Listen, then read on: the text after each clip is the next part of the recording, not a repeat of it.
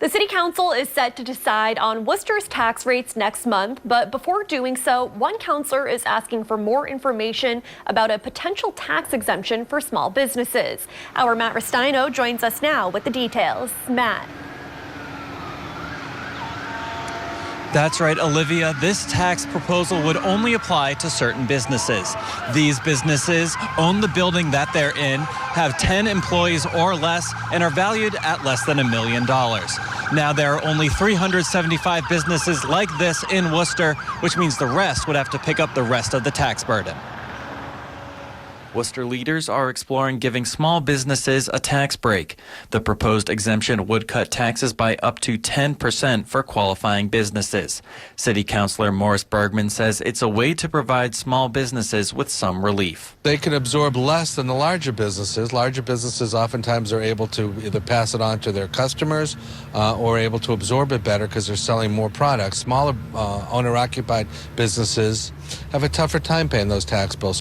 Only 4% of the city's businesses would qualify for the tax cut. The other 96% would most likely see their taxes increase. The Worcester Chamber of Commerce opposes the proposal. The business community shoulders a heavy load as it is. Adding more just kind of puts a disadvantage to these businesses in the city. Pixels and Pints would be a business eligible for the tax cut. However, owner Jason Easty says he doesn't support raising taxes for anyone. I mean, it would definitely help getting a tax break. That's always nice, but I don't want it to come at the expense of other businesses having to pay more regardless of their size. The chamber says Worcester's commercial tax rate is already high compared to the rest of the state.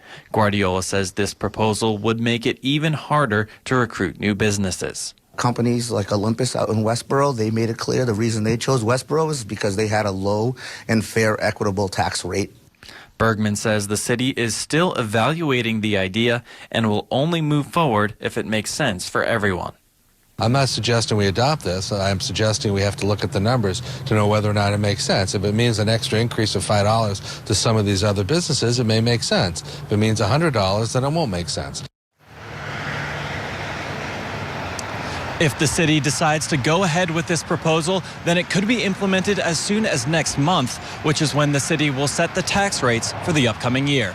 In Worcester, Matt Ristaino, Worcester News Tonight.